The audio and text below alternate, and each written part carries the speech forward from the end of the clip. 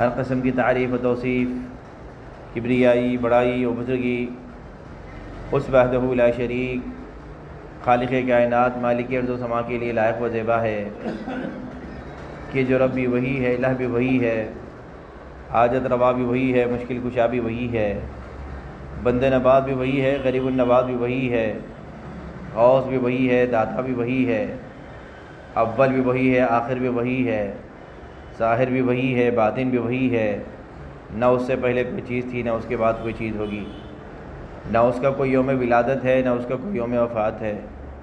درود و سلام کا نزول ہو تمام انبیاء کرام پر کہ جنہوں نے اللہ تبارک و تعالیٰ کے فرمودات کو اپنی اپنی قوموں تک امانت داری کے ساتھ پہنچایا، خصوصاً ان پر کہ جن کا نام نامی اسم گرامی محمد الرسول اللہ صلی اللہ علیہ وسلم ہے، وہ ذات مبارکہ مطہرہ مقدسہ کہ جن کی محبت عین ایمان ہے، جن کے فرمودات عین اسلام ہیں، اور جن کے زبان سے نکلا ہوا ایک ایک لفظ قانون کی حیثیت رکھتا ہے۔ ذات گرامی قدر، ابھی ماضی قریب میں بے شمار بیماریاں انسان کو ایسی لگیں کہ انسان جس سے دہل گیا، یعنی کہ کبھی چکن گنیا کے نام پہ، کبھی برڈ فلو کے نام پہ، اور حال میں یہ کرونا کے نام سے بیماریوں نے انسانیت کو تباہ کیا،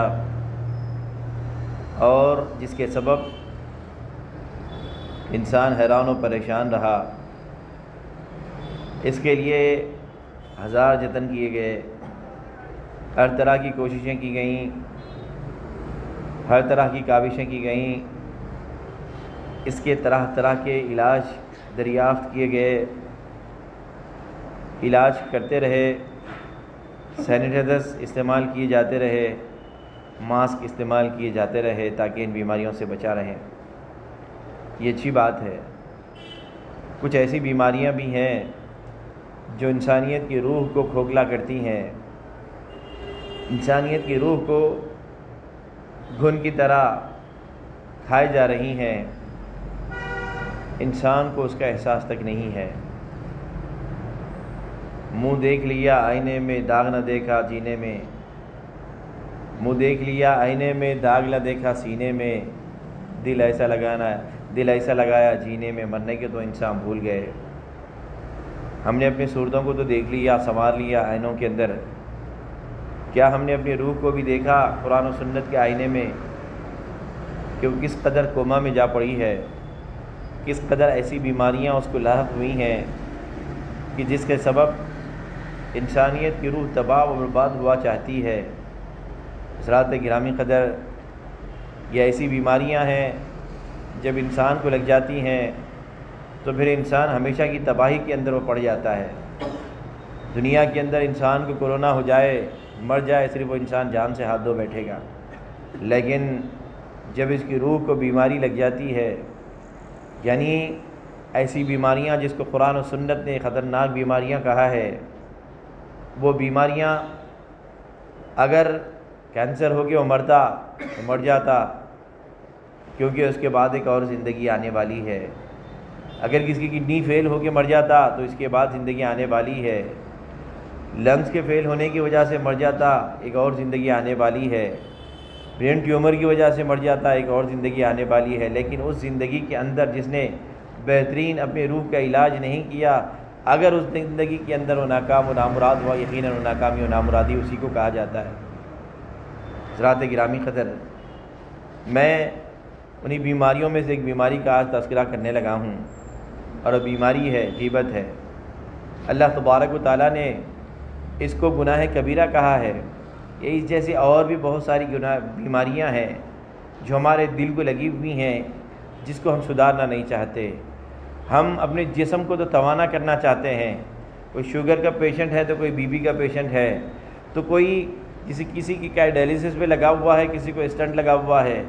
انسان برابر ٹیسٹ کرائے گا، اسکیننگ کرائے گا، طرح طرح کے جتن جو ڈاکٹروں نے کہا وہ برابر کرایا گیا، یقینی ٹھیک اچھی بات ہے، ہم نے اپنی زندگی کو سنوارنے کے لیے، سدھارنے کے لیے ہر طرح کے جتن کروا لیے. کیا ہم اپنی آخرت کو سنوارنے کے، سدھارنے کے کچھ ہم نے جتن کروائے کہ بھی نہیں کروائے؟ اس سلسلے میں ہمیں سوچنا ہے کہ نہیں سوچنا ہے؟ یہ کون سی عقل مندی ہے؟ ٹیمپرری زندگی اللہ تبارک و تعالیٰ نے ہمیں عنایت کی، وقتیہ طور پہ کچھ سال اللہ تبارک و تعالیٰ نے ہمارے مقدر میں رکھے، پھر اس کے بعد ایک ایسی زندگی کی جانب کوچ کر جانا ہے جب مداومت ہے، ہمیشگی ہے اور ہمیشہ رہنے والا ہے، ہمیشہ رہنا ہے. تو اس زندگی کے بارے میں ہم نے کیا سوچا ہے؟ کون سے جتن ہم نے کیے ہیں؟ کون سے علاج ہم نے کیے ہیں؟ دل کی بیماریوں کا علاج ہم نے کیا کیا ہے؟ اللہ کے نبی صلی اللہ علیہ وسلم نے فرمایا، لوگوں یاد رکھو، ایسی غیبتوں سے بچا کرو، غیبتوں سے بچا کرو اور برائیوں سے بچا کرو. اسی سلسلے میں میں نے آپ لوگوں کے سامنے سورہ حجرات کے حوالے سے چند باتیں آج اس خطبہ جمعہ کے اندر رکھنا چاہتا ہوں. سب سے پہلی بات یہ ہے، انہی بیماریوں میں سے ایک بیماری کا تذکرہ اللہ تبارک و تعالیٰ نے بڑے بہترین انداز میں کیا ہے کہ یا ایھا الذین آمنوا اجتنبوا کثیرا من الظن. یہ غیبتیں کب ہوتی ہیں؟ جب سے بدگمانیاں شروع ہوتی ہیں. یعنی انسان دیکھ کر کسی کو بغیر سوچے سمجھے اپنے جانب سے کسی کے بارے میں غلط خیال پیدا کر لیتا ہے. ایاکم الظن فإن الظن اکذب الحدیث. اس بدگمانیوں سے قرآن نے روکا اور سنت نے روکا کہ ہمیں حق نہیں بنتا. یقیناً تصور ہمارے ہیں، خیالات ہمارے ہیں، دل ہمارے، دھڑکنیں ہماری اللہ تبارک و تعالیٰ نے ہمارے مقدر کیے ہیں، لیکن ان خیالات و تصورات سے کسی کے لیے غلط خیال کرنا، غلط تصور کرنا، یہ کس نے آپ کو اجازت دی ہے؟ یہ کس نے کہا ہے کہ کسی کے بارے میں غلط تصور کریں؟ اسلام اس بات کی اجازت نہیں دیتا. آپ دیکھیں، ایک واقعہ میں نے پڑھا تھا. ایک ڈاکٹر تھا، آپریشن کے لیے آیا، فوراً آپریشن کر دیا اور چلے گیا. پیشنٹ کے رشتہ داروں کو شکایت ہوئی کہ بھئی یہ کیسا ڈاکٹر ہے، بڑا مغرور نظر آتا ہے، بڑا متکبر نظر آتا ہے. اس نے کیا ہوا کیا کہا، کچھ کہا ہی نہیں، کچھ بات بھی کرنا اس نے گوارا نہیں کیا، فوراً چلے گئے. انہوں نے غلط خیال، غلط تصور اس ڈاکٹر کے حوالے سے انہوں نے اپنے ذہن کے اندر بٹھا لیا. بعد میں نرسوں سے ملے تو انہوں نے کہا کہ ڈاکٹر صاحب کے بیٹے کا انتقال ہوا تھا، آپریشن کے لیے آئے اور جنازے کے لیے فوراً واپس چلے گئے. تو انسان کی مجبوری ایسی ہوتی ہے کہ انہوں نے سمجھا نہیں، بس اپنی جانب سے انہوں نے غلط خیال تصور کر لیا. تو اللہ تبارک و تعالیٰ نے فرمایا آمنوا اجتنبوا یا ایھا الذین آمنوا اجتنبوا کثیرا من الظن. بعض بدگمانیوں سے بچا کرو. لوگوں کو دیکھتے ہی اپنے غلط تصور مت رکھو، غلط خیالات لوگوں کے اپنے دلوں میں، دماغوں میں مت والا کرو. کیوں؟ فإن الظن اکذب الحدیث. یہ سب سے بدترین بات ہوا کرتی ہے. اور یا ایھا الذین آمنوا اجتنبوا کثیرا من الظن ان بعض الظن اثم. بعض بدگمانیاں گناہ بھی ہوا کرتی ہیں جو اس کے اندر موجود نہیں. آپ نے تصور کر لیا، آپ نے سوچ لیا، وہ اس کے خلاف اگر نکلا یقیناً آپ گناہ گار ٹھہریں گے. ایک صالح معاشرے کے لیے، ایک صاف و شفاف معاشرے کے لیے ایسی بیماریوں سے اجتناب کرنا، ایسی بیماریوں کا علاج کروانا، ایسی بیماریوں سے دور رہنا یقیناً ایک بہترین معاشرہ جنم لیتا ہے. اور بہترین خیالات و تصور انسان کے اندر ہوتے ہیں تو یقیناً وہ بہترین چیز کی طرف راغب ہوتا ہے. جب وہ بہترین چیز کی طرف راغب ہوتا ہے یقیناً آخرت کی کامیابیاں اور کامرانیاں اسی کے مقدر ہوا کرتی ہیں. پھر جب انسان کسی کی بدگمانی اپنے خیالات و تصورات میں رکھ لیتا ہے، وہاں سے پھر وہ تجسس شروع ہو جاتا ہے، جاسوسی شروع ہو جاتی ہے. تو میں لگ جاتا ہے کہ بھئی کیا ہے کیا ہے کیا ہے کیا ہے. پھر اللہ تبارک و تعالیٰ نے قرآن مجید، قربان جائیں اللہ تبارک و تعالیٰ کے فرمودات پہ. کاش کہ لوگ قرآن مجید کو پڑھنے کے ساتھ ساتھ سمجھا بھی کرتے، بے شمار بیماریوں کا علاج خود کر لیتے. انسان جب گناہ کرتا ہے، یعنی مطلب تجسس کرتا ہے، پھر جب انسان غلط خیالات اور تصورات، بدگمانیاں شروع کرتا ہے تو پھر اس کے اندر ایک جذبہ دوسرا پیدا ہوتا ہے، تجسس کا، جاسوسی کا، اس کے ٹوہ میں لگ جانے کا. عمر بن خطاب رضی اللہ تعالیٰ عنہ پیٹرولنگ کیا کرتے تھے رات میں. بے شمار واقعات ہیں، انہی واقعات میں سے ایک واقعہ یہ ہے کہ آپ ایک جگہ جا رہے تھے، غالباً عبداللہ بن مسعود رضی اللہ عنہ آپ کے ساتھ تھے. جا رہے تھے، جاتے جاتے ایک دور سے دھیمی روشنی نظر آئی. قریب گئے، دیکھا، اندر جھانکا. کیا دیکھتے ہیں کہ ایک ادھیڑ عمر کا شخص ہے، شراب، شباب، کباب سب چل رہا ہے. آپ نے کہا یہ کیا ہے؟ اس نے کہا امیر المومنین آپ نے کس نے اجازت دی کہ آپ کی تجسس کریں، جاسوسی کریں؟ امیر المومنین فوراً پلٹ کے باہر آ گئے، کہا سگیرت کا سوا کے لیے عمر تیری ماں تجھے گم کر دے. اس شخص نے اگر اس بارے میں گناہ پر اصرار کیا کہ عمر نے مجھے دیکھ لیا ہے، اب کیا ہے، امیر المومنین نے مجھے دیکھ لیا ہے، اب کیا ہے میں گناہ کرتا جاؤں، اگر اس بات پر اس نے اصرار کیا گناہ کا، کل قیامت کے دن عمر تم کیا جواب دو گے؟ عمر فاروق حیران و پریشان ہو گئے. اور وہ شخص عمر فاروق رضی اللہ عنہ کی مجلس میں آیا کرتا تھا، وہاں اس نے چھوڑ دیا. بڑے دنوں کے بعد وہ مجلس میں آیا اور دور بیٹھا رہا.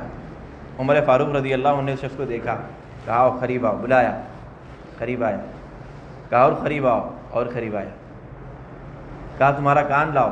کان وہ شخص لایا تو کان میں کہنے لگے، ساری مجلس کے لوگ موجود ہیں، کہنے لگے کہ اس روز جو میں نے دیکھا تھا میں نے آج تک کسی سے نہیں کہا، حتیٰ کہ عبداللہ بن مسعود میرے ساتھ تھے، میں نے ان سے بھی اس کا تذکرہ نہیں کیا. تو اس شخص نے کہا امیر المومنین اب اپنا کان آگے بڑھائیں. امیر المومنین نے کان قریب کیا.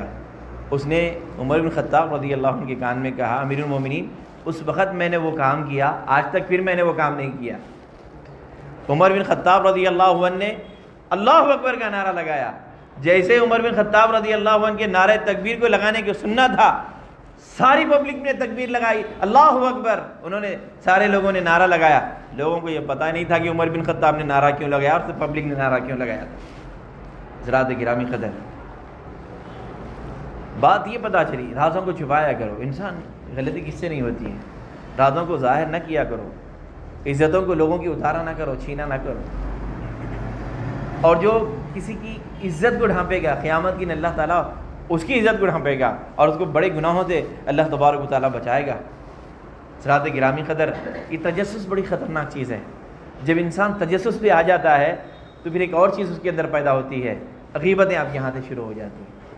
اس کے پیٹھ پیچھے باتیں کرنا انسان شروع کر دیتا ہے. اللہ کے نبی صلی اللہ علیہ وسلم نے فرمایا اتدرون ما الغیبہ، اور میرے ساتھیوں میرے صحابیوں تمہیں پتہ ہے کہ غیبت کیا ہے؟ انہوں نے کہا اللہ رسول عالم، اللہ اس کے رسول بہتر جانتے ہیں. اللہ کے نبی صلی اللہ علیہ وسلم نے فرمایا ذکر کا اخاک بما یکرہ، یعنی یکرہ ہو، یعنی تم اپنے بھائی کا وہ تذکرہ اس کے پیٹھ پیچھے کرو جس کا اس کے سامنے سننا اس کو ناگوارا گزرے. کوئی ایسی بات میرے پیچھے کرے جو مجھے ناپسند، یا آپ کے پیچھے کرے جو آپ کو ناپسند ہو. صحابی نے پوچھا اللہ کے رسول وَإِنْ كَانَ فِيهِ مَا أَقُولُ، ہاں ٹھیک ہے شاید ایسا ہو سکتا ہے کہ جو بات اس کے اندر نہ ہو وہ بات کہے تو اس کو ناگوارا. حقیقت میں اگر اس کے اندر وہ بات ہو، اگر وہ بات میں اس کے پیٹھ پیچھے کہتا ہوں تو کیا؟ اللہ کے نبی صلی اللہ علیہ وسلم نے فرمایا وَإِنْ كَانَ فِيهِ مَا تَقُولُ فَقَدِ اخْتَبْتَ، ہاں سنو، وہی بات جو اس کے اندر ہے وہ اس کے پیٹھ کے پیچھے کرتے ہو، اس کو وہ ناپسند کرتا ہے تو تم نے اس کی غیبت کی ہے. وَإِن لَمْ يَكُنْ فِيهِ فَقَدْ بَهَّتَّ، اگر وہ چیز اس کے اندر موجود نہیں ہے اس کے پیٹھ کے پیچھے تم کہتے ہو، وہ بہتان تراشی تم نے اس کے اوپر کی ہے.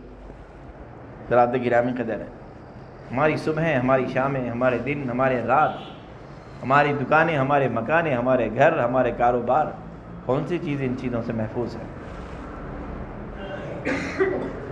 کون سی چیز ان چیزوں سے محفوظ ہے؟ حتیٰ کہ اللہ کے نبی صلی اللہ علیہ وسلم نے اشارے اور کنایے سے بھی کسی کی غیبت کرنا منع فرمایا. عائشہ رضی اللہ تعالیٰ عنہ فرماتی ہیں کہ میں نے اللہ کے نبی صلی اللہ علیہ وسلم سے کہا حسبک صفیۃ کذا من کذا و کذا، اللہ کے حبیب امہات المومنین تھیں، صفیہ ایسی ہیں، آپ کو پسند ہے؟ یعنی کہ آپ کے خط کے بارے میں کہہ رہی تھیں، اشارے تھے کہ صفیہ ایسی گڈی ہیں، آپ کو پسند ہے؟ اللہ کے نبی صلی اللہ علیہ وسلم کا چہرہ غصے کے مارے سرخ ہوا. آپ نے فرمایا لقد قلت کلمۃ لو مزجتها بماء البحر لمزجته، عائشہ تمہیں کیا بات کر رہی ہو؟ تم نے ایسی بات کہہ دی ہے اگر اس بات کو سمندر کے پانی میں ڈال دیا جائے سارا سمندر بدبودار ہو جائے. کہنے لگے اللہ کے رسول اگئی تو انسان، میں نے کہ انسان کی ایک کیفیت بتلائی ہے. اللہ کے نبی صلی اللہ علیہ وسلم نے فرمایا میں نہیں چاہتا کہ میرے سامنے کسی انسان کی اس طریقے سے کیفیت ہے. حضرات گرامی قدر، پتہ یہ چلا اس کی عزت کا دفاع کیا جائے. مسلمان کسی مسلمان کی عزت کا دفاع کرتا ہے، اللہ تبارک و تعالیٰ اسے جہنم سے محفوظ کر لیتا ہے، بجائے اس کے کہ ہم کسی کی عزتوں کو نوچیں، کسی کو ذلیل و خوار کریں؟ اس سے ہوتا کچھ بھی نہیں ہے۔ اگر کوئی یا من آمن بلسانہ ولما يدخل الایمان فی قلوبکم، اے وہ لوگو جنہوں نے ایمان کا، اسلام کا تو دعویٰ اپنی زبانوں سے جنہوں نے کیا ہوا ہے اور دل کے اندر ابھی ایمان ان کے اندر نہیں پہنچا ہے، لا تغتابوا المسلمین، مسلمانوں کی غیبت نہ کیا کرو، ولا تتبعوا عوراتہم، اور ان کے عیوب کے پیچھے نہ پڑو۔ کیوں؟ فإنہ من یتبع عورت اخی یتبع اللہ عورتہ، کوئی اپنے بھائی کے عیوب کو ٹٹولنے کے پیچھے پڑ جاتا ہے، کوئی بہن کسی بہن کے عیوب کو ٹٹولنے کے پیچھے پڑ جاتی ہے، یتبع اللہ عورتہ، اللہ اس کے عیوب کو ٹٹولنے کے پیچھے پڑ جاتا ہے۔ اور فإنہ من یتبع اللہ عورتہ یفزعہ فی بیتی، کوئی اللہ تبارک و تعالیٰ اگر کسی عیوب کے پیچھے پڑ جائے، اللہ اس کو ذلیل و رسوا کر دیتا ہے، اس کے گھر میں ہی کیوں نہ ہو۔ لہذا کسی کے عیوب کے پیچھے نہ پڑیں، کسی کے عیوب کے پیچھے نہ پڑیں، کسی کی عزتوں کو نہ اچھالیں، بلکہ ان کی عزت کا دفاع کریں، تجسس نہ کریں، غیبتیں نہ کرتے پھریں، اور صبر کیا کریں، اللہ تبارک و تعالیٰ سے دعا کیا کریں، لیکن کسی کی غیبتوں کے پیچھے نہ پڑا پڑیں، کیونکہ یہ انتہائی خطرناک چیز ہے۔ اللہ کے نبی صلی اللہ علیہ وسلم نے فرمایا، ایک مرتبہ جا رہے تھے، ایک بدبو آنے لگی۔ آپ نے پوچھا تدرون ما هذه الريح، اور صحابیوں ساتھیوں تمہیں پتہ ہے یہ بدبو کہاں سے آ رہی ہے؟ اور اس سے پہلے اللہ تبارک و تعالیٰ کا فرمان سن لیں۔ اللہ تبارک و تعالیٰ کیا پیارا انداز ہے کلام پاک کا، قربان جائیں۔ ہمارا رب، ہمارا مالک کتنے پیارے انداز میں، کتنے محبت بھرے انداز میں اللہ تبارک و تعالیٰ اپنے بندوں سے کرتا ہے۔ ایحب احدکم، اے میرے بندو، ایحب احدکم من یأکل لحم اخیہ میتا، کیا تم میں سے کوئی یہ پسند کرے گا کہ تم اپنے مردار بھائی کے گوشت کو کھاؤ؟ ایک تو پہلے تو انسان حرام ہے اس کا گوشت کھانا، اس پہ سے مردار حلال بھی نہیں کھائیں گے ہم۔ جب وہ مردار ہو جائے، غلیظ بدبو اس سے آنے لگتی ہے، اور وہاں سے گزرنا بھی انسان گوارا نہ کرے۔ پھر اللہ تبارک و تعالیٰ نے فرمایا ایک تو انسان ہے، ویسے ہی اس کا گوشت حرام ہے، اور پھر اس کے اوپر سے مردار ہے۔ ایحب احدکم ان یأکل لحم اخیہ میتا، کیا تم مردار بھائی کا اپنا گوشت کھانا پسند کرو گے؟ فکرہتم، اللہ نے جواب دیا ہرگز تم پسند نہیں کرو گے، گوارا نہیں ہوگا کہ تمہیں اپنے مردار بھائی کا گوشت کھاؤ۔ کوئی بہن اپنے مردار بہن کا گوشت کھائے، کوئی خاندان والا اپنے خاندان والے کا مردار گوشت کھائے، کوئی محلے والا اپنے محلے والی کا مردار گوشت کھائے، یہ پسند کرتے ہیں؟ ہرگز نہیں۔ فکرہتم، جب تم اس کو ناپسند کرتے ہو تو واتقوا اللہ، اللہ سے ڈرتے رہو۔ ایسے عمل کیوں کرتے ہو؟ ایسے کام کیوں کرتے ہو؟ واتقوا اللہ ان اللہ تواب الرحیم، اگر تم نے کیا ہے تو اللہ سے توبہ کرو، کیونکہ اللہ بہت بڑا تواب ہے، اللہ تبارک و تعالیٰ رحیم ہے۔ اس لیے ایسے عمل نہ کیا کرو، ایسے کام نہ کیا کرو۔ اللہ کے نبی صلی اللہ علیہ وسلم جا رہے ہیں، اچانک بدبو آئی، بدبو آنے لگی۔ صحابہ سے پوچھا تدرون ما هذه الريح، میرے ساتھیوں تمہیں پتہ ہے کہ یہ بدبو کہاں سے آ رہی ہے؟ کہنے لگے کہ اللہ رسول عالم، اللہ کے رسول بہتر جانتے ہیں۔ اللہ کے نبی صلی اللہ علیہ وسلم نے فرمایا هذه ريح الذين يغتابون المسلمين، یہ ان لوگوں کی منہوں کی بدبوئیں ہیں جو مسلمانوں کی غیبتیں کر رہی ہیں، ان کی منہوں سے بدبو آنے لگی ہے۔ حضرات گرامی قدر، یہ اللہ تبارک و تعالیٰ کا بڑا احسان ہے۔ اللہ تبارک و تعالیٰ نے ہمارے منہوں کے اندر وہ بدبوئیں نہیں رکھی، غیبتوں کی وجہ سے جو بدبوئیں آتی ہیں۔ اگر اس طریقے سے ہوتا، نہ ہمارے گھر محفوظ رہتے، نہ ہمارے کاروبار محفوظ رہتے، نہ ہمارے دکان محفوظ رہتے، نہ ہمارے مساجد محفوظ رہتے، نہ ہمارے دستر محفوظ رہتے، نہ ہمارے بستر محفوظ رہتے، کوئی ایسی جگہ محفوظ نہ رہتی ان بدبو سے، گندگیوں سے۔ اللہ تبارک و تعالیٰ کا احسان ہے کہ اللہ تبارک و تعالیٰ نے ان ساری چیزوں سے ہمیں محفوظ رکھا ہے۔ اسی لیے حالی نے کہا تھا مجالس میں غیبت کا زور اس قدر ہے کہ آلودہ اس خون سے ہر بشر ہے، نہ ملا کو صوفی کو اس سے حدر ہے، نہ بھائی کو بھائی سے یاں درگزر ہے، اگر نشہ میں ہو غیبت میں پنہا تو ہوشیار پائے نہ کوئی مسلمان۔ اگر غیبت کا نشہ اگر انسانوں کے اندر موجود ہوتا، آپ دیکھتے کہ سارے کے سارے غیبت کے نشے میں چور و مسحور نظر آتے۔ حضرات گرامی قدر، اسی لیے ایسے گناہ سے بچا رہیے، یہ انسان کی جب روح کو لگ جاتا ہے، یہ دنیا کے اندر نہیں آخرت کے اندر اس کو تباہ کر ڈالتا ہے، سیدھا جہنم میں پہنچا دیتا ہے۔ اور اسی لیے میں نے کہا تھا کہ دنیا کے اندر ہم نے اپنے جسم کو تو توانا کر لیا، تندرست کر لیا، علاج کروا لیا، ہر طرح کے جتن کروا لیے، اور آخرت کے لیے ہم نے کیا کروا لیا؟ ہم نے اس بیماریوں کا علاج کیا کیا ہے؟ حضرات گرامی قدر، اس کو سوچنا ہے، اس پہ غور کرنا ہے۔ آؤ میں آخری بات بتلانے لگا ہوں۔ اللہ کی نبی صلی اللہ علیہ وسلم کو جب معراج میں لے جایا گیا اللہ کی نبی صلی اللہ علیہ وسلم کو، تو کچھ لوگوں کو دیکھا، مررت بقوم، حدیث کے الفاظ ابو داؤد، مسند احمد اور دیگر حدیث کی کتابوں کے اندر الفاظ کی تبدیلی کے ساتھ یہ روایت موجود ہے، اور اس روایت کے راوی انس بن مالک رضی اللہ عنہ۔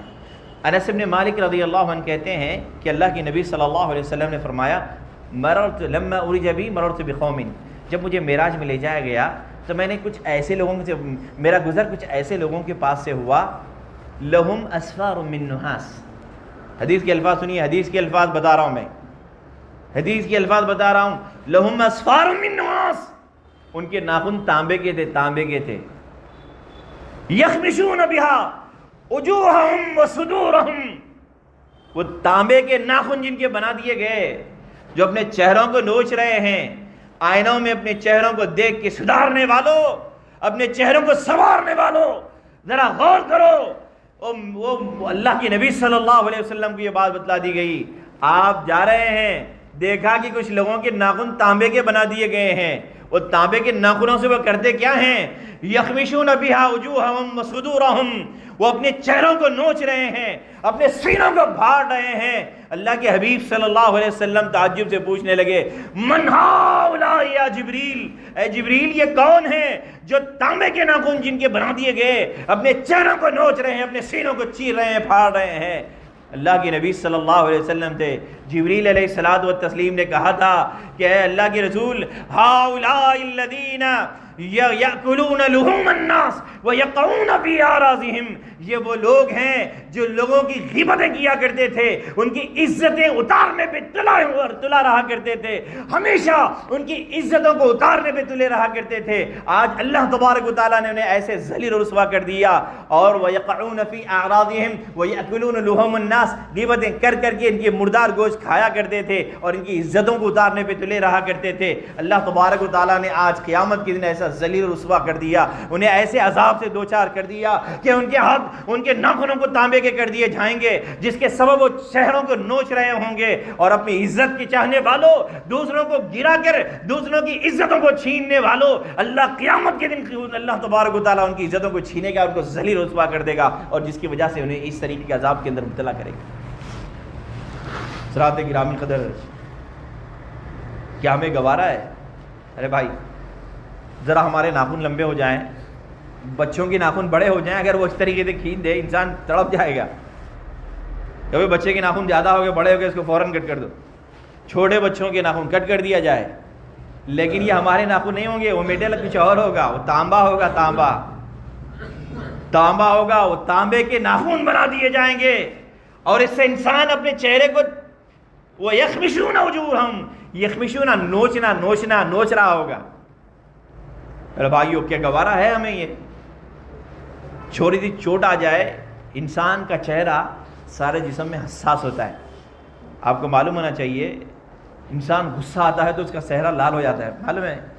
جسم کی گردش خون یہاں پہ زیادہ ہوتا ہے، اور انسان اپنے صورت کے متعلق حساس واقع میں اچھا لگوں، اچھا دکھوں، داغ دھبے نہ ہو، صاف ہو، لیکن میرے بھائیوں ساری کی ساری چیزیں ختم ہو جائیں گی، اللہ اس کے چہرے سے نچوائے گا۔ کیا ہمیں گوارا ہے؟ کیا ہم نہیں چاہتے کہ ہمارے چہرے اس دن روشن ہوں؟ اللہ تبارک و تعالی ہمارے چہروں کو روشنی عنایت کرے، منور کر دے۔ یوم تبیض وجوہ وتسود وجوہ، وہ دن ہوگا کہ کچھ چہرے روشن ہوں گے، کچھ چہرے سیاہ پڑ جائیں گے، کالے ہو جائیں گے۔ کیا ہم نہیں چاہتے کہ اللہ ہمارا شمار ان لوگوں میں کرے جن کے چہرے روشن ہوں، جن کے چہرے منور ہوں؟ تو پھر ایسی بیماریوں سے ہمیں بچنا ہوگا، نہ صرف بچنا ہوگا، اپنے گھر والوں سمیت بچانا ہوگا تاکہ ہم آخرت کی عذابات سے محفوظ ہوں۔ اللہ تبارک و تعالیٰ سے دعا ہے پروردگار ہم تمام لوگوں کو دین کے احکامات پہ چلنے کی توفیق عنایت فرمائے، اسلام کے فرامین پہ چلنے کی توفیق عنایت فرما دے۔ اے اللہ قرآن سنت و توحید پہ اللہ تبارک و تعالیٰ ہمیں گامزن فرما دے، اور دیگر اللہ بیماریاں جو ہمارے جسم کو لگتی ہیں، ہماری روح کو لگتی ہیں، اللہ ساری بیماریوں سے ہمیں محفوظ فرما لے۔ اللہ ہمیں جو پریشان حال ان کی پریشانیوں کو دور فرما دے، ہمیں جو مصیبت زدہ ہیں ان کی مصیبتوں کو دور فرما دے، ہمیں جو بیمار ہیں انہیں شفا کاملہ عاجلہ عنایت فرما دے۔ اللہ ہمیں جو قرض کے تلے بوجھ تلے دبے ہوئے ہیں، اللہ ان کے قرضوں کو اپنے فضل و کرم سے پورا فرما دے۔ اللہ ہمارے کاروبار میں برکت عنایت فرما دے، اللہ ہمیں حلال کاروبار عنایت فرما دے۔ اللہ تبارک و تعالیٰ ہمیں نیک بنا دے، ایک بنا دے۔ اللہ تبارک و تعالیٰ کہنے سننے سے زیادہ عمل کی توفیق عنایت فرما دے۔ آمین۔ السلام علیکم۔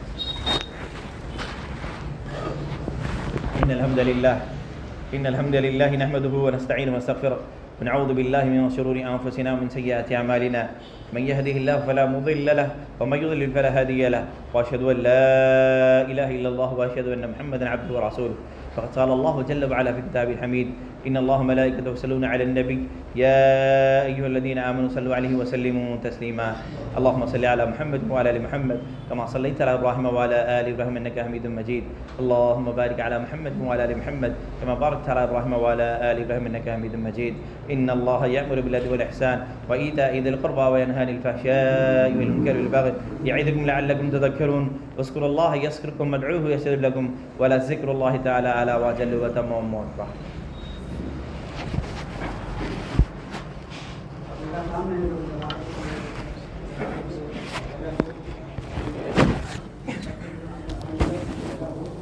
الله أكبر الله أكبر أشهد أن لا إله إلا الله أشهد أن محمدا رسول الله حي على الصلاة حي على الفلاح قد قامت الصلاة قد قامت الصلاة الله أكبر لا